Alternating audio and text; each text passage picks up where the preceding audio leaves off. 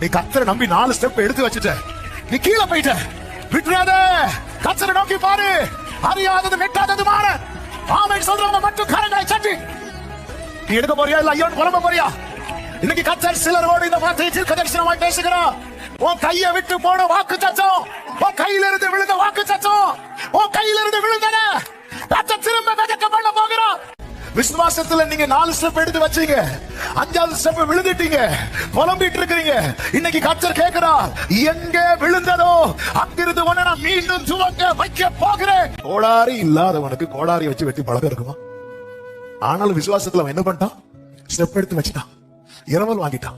இரவல் வாங்கி என்ன பண்ணான் அப்படின்னா, வெட்ட ஆரம்பிக்கும் போது ஒருவன் ஒரு உத்திரத்தை வெட்டி விழுத்துகையில், வெட்டி விழுத்துகைன்னா வெட்டி கீழே போடும் போது அவன் கோடாரி தண்ணீரில் விழுந்தது.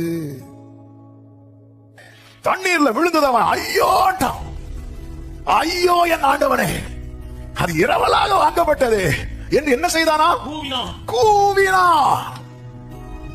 உடனே எலியேசா சொல்றாரு, தேவனுடைய மனுஷன் கேட்கிறா, அது எங்கே விழுந்தது?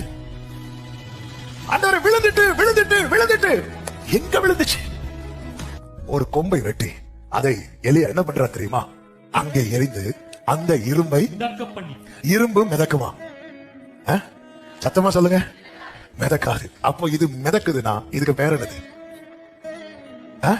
நம்ம அறிவு என்ன சொல்லும்?